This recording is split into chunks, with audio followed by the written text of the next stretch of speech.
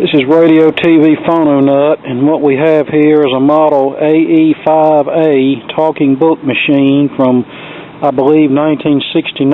This was pretty early on in the plastic case era. The first plastic one was the AE5, and the only difference I see between that one and the 5A is the 5 had the two white standard control knobs here on the front, whereas the 5A and later models have the thumb wheel knobs for volume and tone towards the rear. I have two of these machines. One of them I'm going to keep, and this one, even though it works, I'm going to spruce it up a little bit, do a little PM on it, and getting ready to send it to a friend who needs one.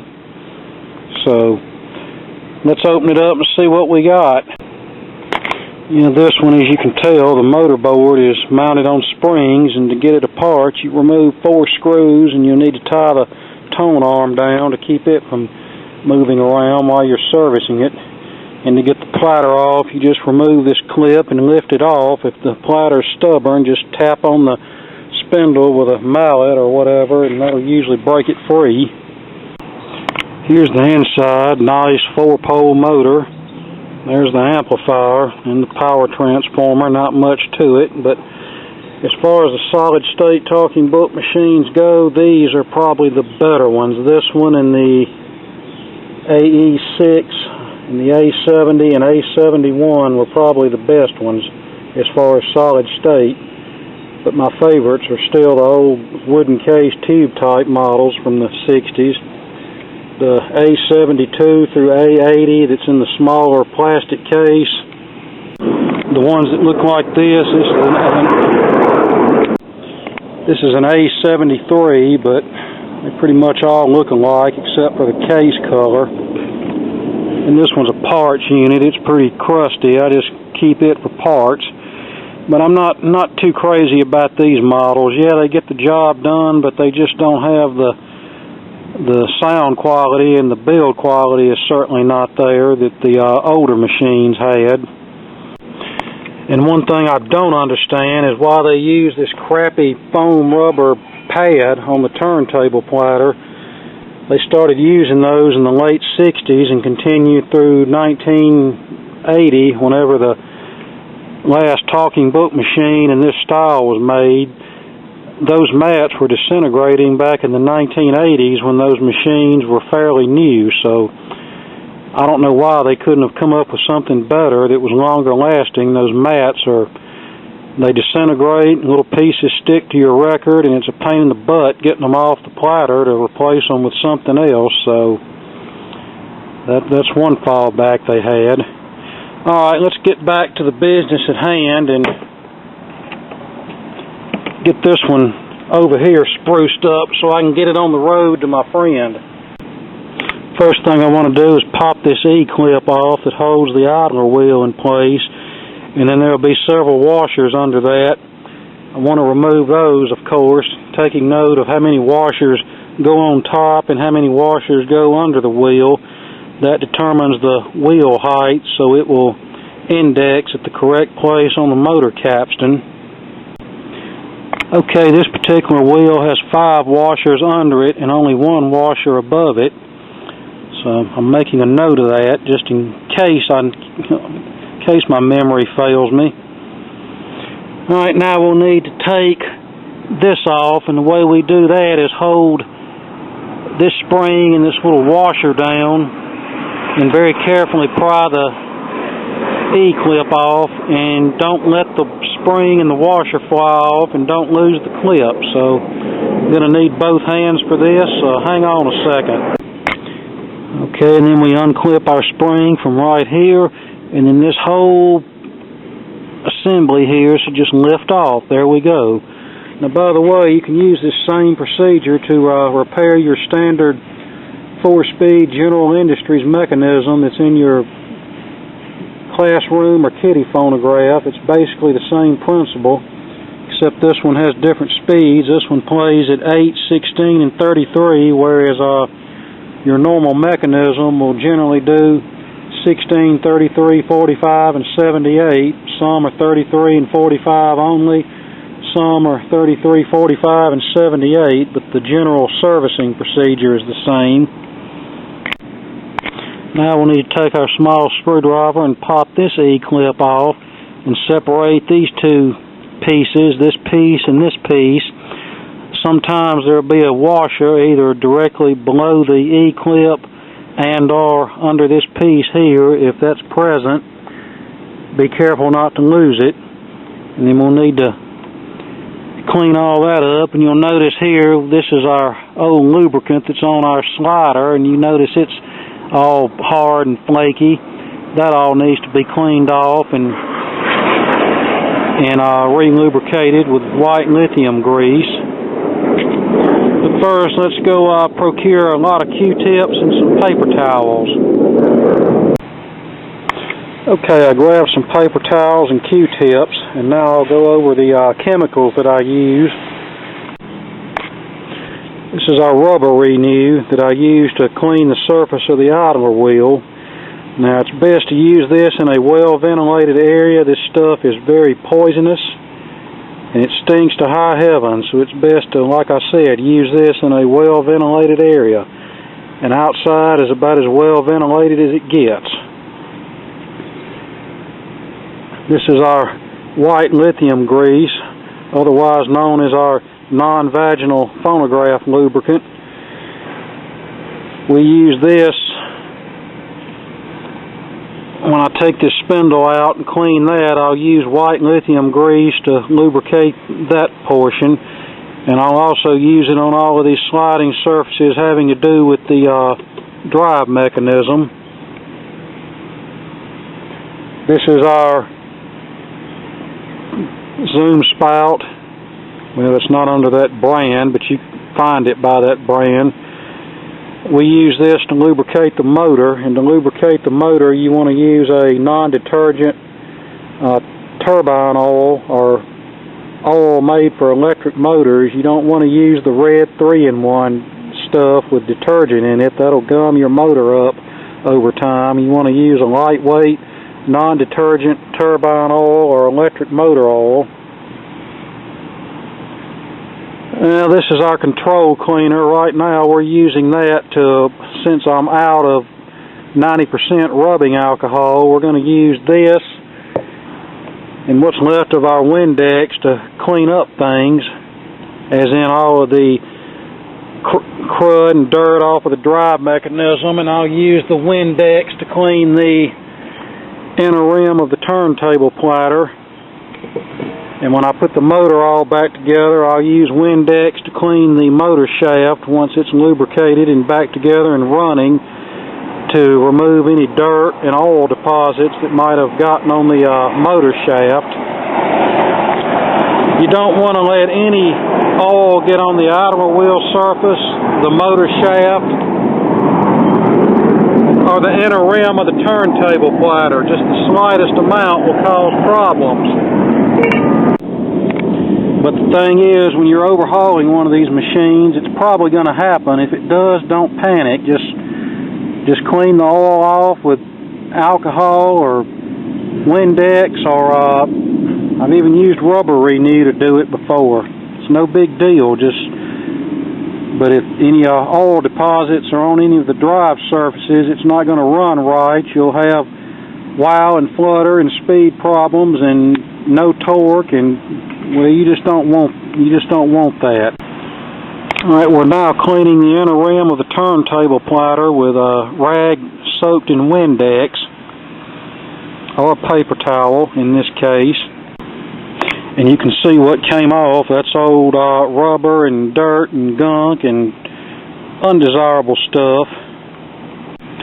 Now I'm going to spray a little contact cleaner on a Q-tip and clean out the inner bushing here of the drive wheel. The reason I didn't use contact cleaner on the turntable platter is because it has a little bit of lubricant in it, and like I said, I don't want to get any lubricant on any of the drive surfaces, motor capstan, idler wheel surface, or turntable, inner rim of the turntable platter. And you can see we got a little gunk out of the idler wheel there. Okay, I've treated the wheel with rubber renew, and What that basically does is just takes a slight surface of rubber off of the idler wheel and cleans it, sort of rejuvenates it and gives it a little better grip. Now, sometimes you'll run across a wheel that has a dent in it that's usually caused from the speed selector being left in gear for an extended period of time while the record player is not being used. About all you can do about that is sometimes, if the dent's not too severe, you can put the idler wheel in a drill and use some fine sandpaper to even it out. But in most cases, you'll have to send the wheel in to have it rebuilt. And there's a couple of places that come highly recommended. One is the Voice of Music website, and then there's another one called Terry's Rubber Rollers. I've never used the latter, but I've heard good things about him. I've used the VM site before, and I have nothing but good things to say about those folks. Also, if the wheel is hard and cracked, then you'll have no other choice but to send it in and have it rebuilt. And that's about $28 plus shipping, so I try not to have to send these in unless I just have to. This one's still in decent shape, so I think we can get by with using it. And to the person who's going to be receiving this, if you have to order a new wheel down the road, the generic part number is 1490-01. Now I'm going to spray all this down with contact cleaner and clean it really well.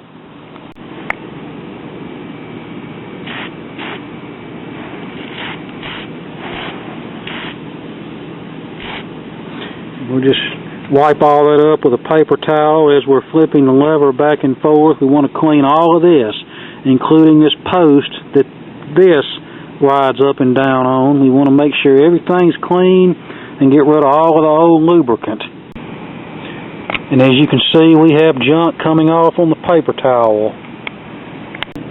And we'll keep flipping the lever back and forth and wiping up until there's no more contact cleaner residue. Okay, that's now clean, and this is a heck of a day for airplanes, isn't it? Now that we have this clean, we want to apply a very little amount of white lithium grease to these steps here, and also to these little indentations here, as you can tell. And then I'm going to put a very, very slight amount here where this whole plate assembly slides, and that should make it run smoother. Okay, we have that done. Now let's take this apart by removing this clip and separating the two pieces, cleaning out the two holes here and the shaft that this rides on and the idler wheel shaft with contact cleaner, and then we'll put a slight bit of zoom spout oil on a Q-tip and lubricate this shaft here before sliding this piece back on. Okay, here we are taking apart, and this particular model has a washer here and another washer on top up here, so like I said before, you want to be careful and not lose those. And now that that's clean, we'll take our Q-tip, saturate it in zoom spout, and lubricate this shaft, put the washer back on, slide this back down, put the top washer on, put the clip on, and then we'll wipe this shaft down with our Q-tip soaked swab in zoom spout oil. It'll come out right after a while. And put all this back together, and this part of the restoration will be complete. That moves very freely now. That's what we want. And we've lubricated our shaft here. Okay, we have this mostly put back, spring clipped around this post right here. And let me just say, don't stretch the idler spring to compensate for another problem. Fix the problem instead of stretching the spring and clipping it somewhere else. This hole, you see how this fits around this post. Now we'll run the spring and its washer down over this post and hold it down while putting the E-clip on. And while holding this down, I'll use my other hand to position the clip and then use the pliers to clip it in place. Okay, we have this all back together and it's working smoothly. That's nice. Now we need to address the motor, but before we do that, I want to address this center spindle. And the two main problems that happens when the lubricant fails in here is, number one, the lubricant will just dry out and turn to powder, and what happens, the turntable will wobble and stutter and not run smoothly. Or the lubricant will turn to super glue and this shaft will become, or should I say spindle, will be very hard to turn. So before we get to the motor, let's deal with that. And what holds this in is there will be another E-clip under the bottom here that you have to take out. And then there will probably be a washer under the clip, and then there will probably be a washer at this end of the spindle. Again, make sure not to lose them. Then we'll clean out the spindle well with a Q-tip soaked in contact cleaner and do the same thing to the spindle itself. And then we'll re-lubricate with the white lithium grease and put it all back together. And there's the clip that holds the spindle in place. And we'll just carefully pry it out with a screwdriver, taking care not to let it fly across the yard, because we'll never find it again. Okay, here it is, and as you can see, this one has a washer here, and it also had one under the retainer clips. We'll clean this really good with contact cleaner, do the same with the spindle well, and then re-lubricate with the white lithium grease. Okay, we got a little crud out of the spindle well, not as cruddy as some that I've seen. Now you can use a old dead capacitor or a bent out paper clip or anything like that to run your white lithium grease up in there. Okay, we have ample lubrication applied. Now we'll just slide this back in there, put the washer back on and clip it back in place. Now to get the lubricant evenly distributed, I like to run it in from the bottom and just run it back and forth and in and out a little bit. And then we'll put it in from the top like it's supposed to be and clip it back down. Okay, that's back in there, and I've wiped up any excess grease that oozed out, and it's turning nice and smooth now. And with the platter in place with no idler wheel, as you can see, it spins really smoothly and quietly, and that's what we want to happen. Now we want to drop the motor in preparation to take it apart and clean it and lubricate it. And on this particular model, it's held in with E-clips, so you'll want to carefully pry those E-clips off and taking care not to lose any washers or spacers that might be associated with the motor mounts. Some motors are held in by nuts, but this one's held in by E-clips. Now before we pull the motor and take it apart, I like to mark how everything is situated, as in this stud right here, marked here to designate this is the hole that goes in, and then I marked here to designate this, and we'll notice our AC wiring comes out right where this particular stud is. You want to make sure you do all that right, because if you don't mark that and you end up putting it back together wrong, the motor is not going to mount onto the mechanism correctly. Okay, here's the motor out, and there were indeed washers below the mounting clips and on the motor mounting stud, so we'll want to remove those washers, and then the motor will be ready to take apart. Now some may ask, why are they using a 4-pole motor on a little tabletop low-fidelity phonograph? Well, for spoken word records, they wanted something that would offer less wow and flutter, as in better speed stability, and something that would come up to speed quicker, as in if the user stopped the record player while in the middle of a record and wished to pick up a reading later, they could turn it back on and it would start quicker than a regular 2-pole motor. So that's the reason. Now we're going to clean the outside of this up with contact cleaner, but before we tear into the motor, we want to replace these grommets here. Now these are still in pretty good shape, but I'm going to go ahead and replace them. I'll keep these old ones for emergency use. but I have seen these grommets turn to powder, especially in the older tube-type machines where there was a lot more heat generated. So let's go ahead and get rid of those grommets and pop some new ones in and clean the underside of this before we tear into the motor. And these just pop out. They can sometimes be a little tricky to get out and get back in, but they will go if you finagle them right. Now these are actually in pretty good shape, but I'm going to change them anyway.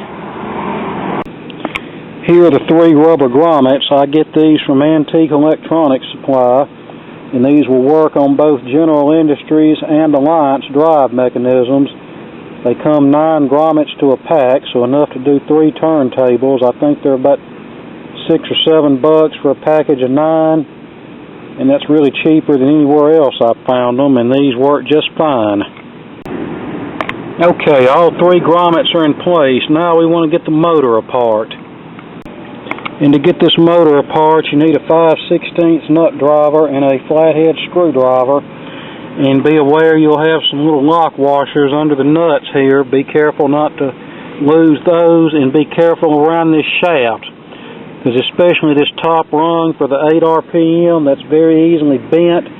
And if it bends, you'll never get it straightened fully. And if you try to straighten it, chances are it's going to break off, so be careful. And the same goes for your standard 4-speed record player, with 16 being the top rung. Now just mark this terminal or bolt here with a G. That designates where the shield ground lead goes. I don't want to get this back together and have to take it all apart because it won't mount in correctly. So I'm just going to mark everything now and be done with it. Okay, everything's loose. I'll just spin the nuts off by hand and pull the washers off, and that way I'll stand a better chance of not losing anything. Okay, we have all the mounting hardware loose, and this motor's date coded the 22nd week of '69, so we figure the machine was made somewhere around the same time. Okay, here we are apart. We'll clean the bottom bearing out with a Q-tip dipped in contact cleaner. We'll clean the bottom portion of the shaft off with a paper towel moistened in contact cleaner. I'm not going to try to get this spring off because it's too much of a pain in the butt to get back on, and I really don't think it's necessary anyway. I'm just going to clean all this with contact cleaner and flush it out, dry it off good with a dry paper towel, and then we'll re-lubricate with the zoom spout oil. And you'll notice the felt wicking around each bushing. You'll want to saturate that thoroughly with oil and get some on the bearing itself and on the shaft, and then we'll put it all back together. Now there's the gunk that came out of the bottom motor bearing. Not as gunky as some I've seen, but still needed to come out. Okay, the motor is back together with the screws just hand tightened. And as we're tightening, we want to make sure the shaft turns very freely. If it doesn't, just wrap on the motor on all sides with the butt end of your nut driver or whatever, and that will align the bearings. And you do that as you're tightening the bolts, and keep checking to make sure your shaft is free, and wipe up any excess oil that might leak out. Alright, the motor's back in. The idler wheel shaft is lubricated with white lithium grease, and now would probably be a good time to go wash your hands and get any oil and junk off of them, and clean up around this area too. Alright, we're getting there. Motor is running nice and quiet and smooth. Good start-up time, good spin-down time. And I noticed something here. If you notice here on the motor board, these little dark areas at the front and back. What's this about? I hadn't even noticed those before. And then I got to looking, and those dark areas correspond to where these little rubber bumpers are. Those are what hold the spring suspended motor board down during transit so it can't vibrate. Well, apparently the rubber had some kind of reaction with the material that covers this motor board, so that's what that's about. I tried cleaning it to no avail. So that's just going to have to be there. Now I'm going to wet a paper towel with some Windex, fire this motor up, and clean the motor shaft, get all the oil deposits off of it before we reinstall the idler wheel.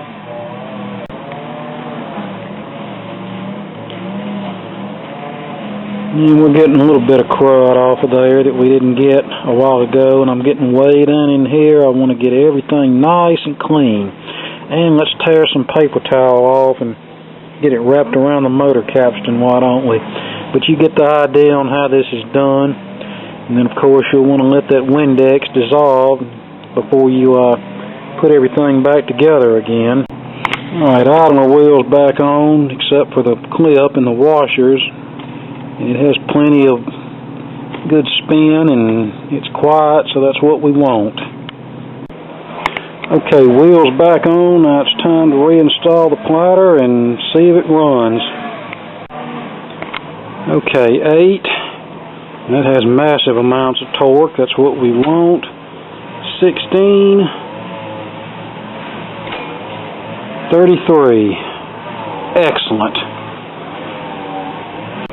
And of course we want to keep it in neutral when not in use. That prevents the idler wheel from resting up against the motor capstan and developing notches that cause a thump, thump, thump sound whenever the record player is in operation. Alright, here's a mat that I made out of some kitchen cabinet shelf liner.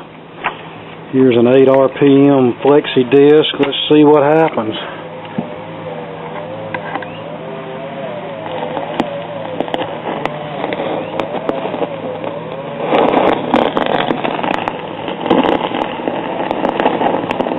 Side 1.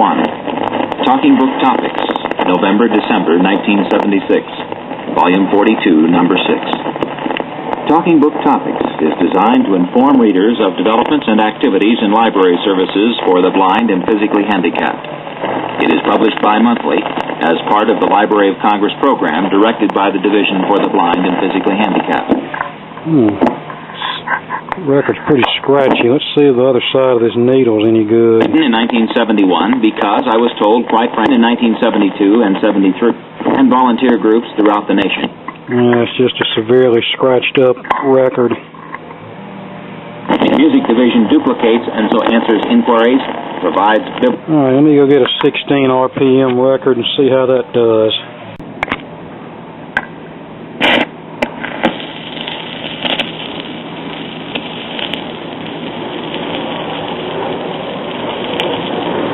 The Men Who Robbed Brinks, as told by Specs O'Keefe, one of the ringleaders, to Bob Constantine.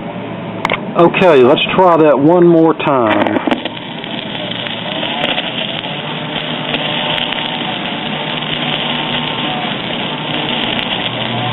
The Men Who Robbed Brinks, as told by Specs O'Keefe, one of the ringleaders, to Bob Constantine, in cooperation with the FBI. Copyright 1961 by Random House, Incorporated.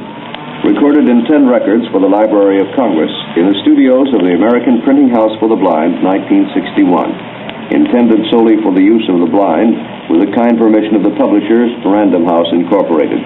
Read by Milton Metz. A sketch of the author will be found at the end of the last recording.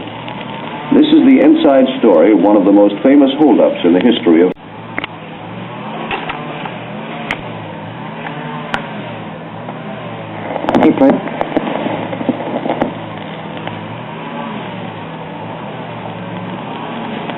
Any Place But Here by Arna Bontemps and Jack Conroy. Copyright 1945-1966 by Arna Bontemps and Jack Conroy. Recorded for the Library of Congress in the Talking Book Studios of American Foundation for the Blind, Incorporated, with the kind permission of the publishers, Hill and Wang, solely for the use of the blind.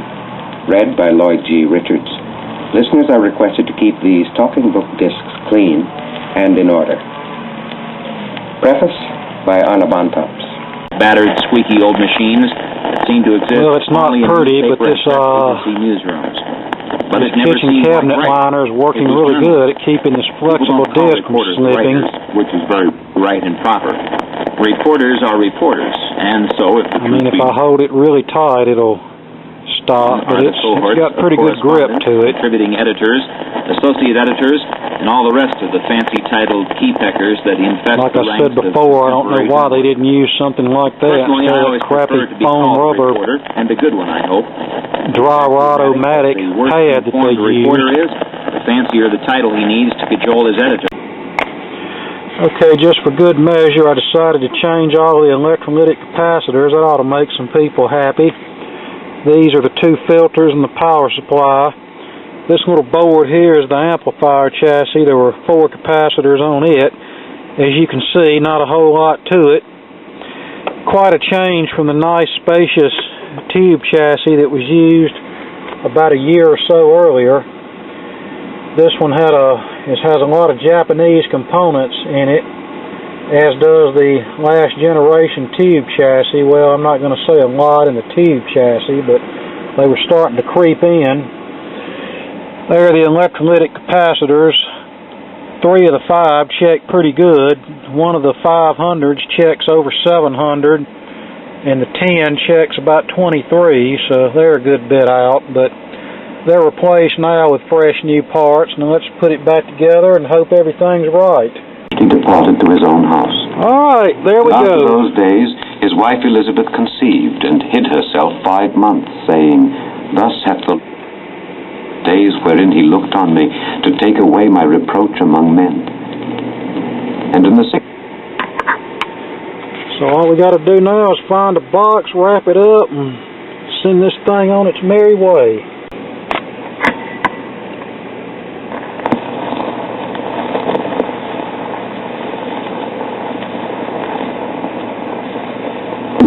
Copyright 1982 by the American Radio Relay League. Published by the American Radio Relay League, 225 Main Street, Newington, Connecticut, 06111. Narrated by Dick McDaniel, Paul Reinerson, Bob Askey, Don Braun, David Hickson, and Bob Booth.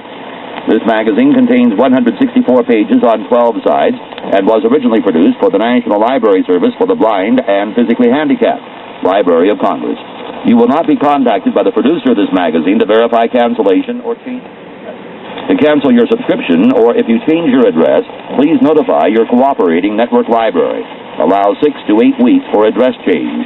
Send both old and new addresses. Table of contents. Side 1. It seems to us. How can I help? League lines. The Senator from Amateur Radio.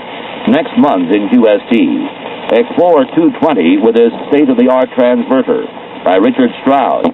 Okay. I'd say it's fixed.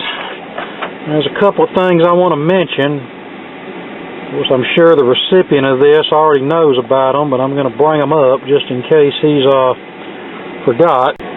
The headphone jack is located on the speaker itself, on the lower right-hand corner when you're looking at the machine from the front. And on the right side of the machine, there's a panel that has 2 Phillips screws on it. You can loosen one of the screws, and there's a jack for plugging an optional remote control or variable speed control. There's the plug right there. And on the back of the machine, we have a slide switch. Now, when you're looking at it from the back, the switch should be pushed all the way to the right. If you push it to the left, the motor won't run unless you have a remote control or speed control accessory plugged into that side jack. So if you turn it on and the turntable doesn't rotate, check and make sure this switch back here on the rear of the machine didn't accidentally get flipped. And the speaker, of course, detaches from the main part of the machine, and there's several feet of cable in case you want to separate the speaker from the machine. And there's a little hook doohickey thing on the speaker. If you want to hang it on the wall, you can do that. Alright, there it is. It's done.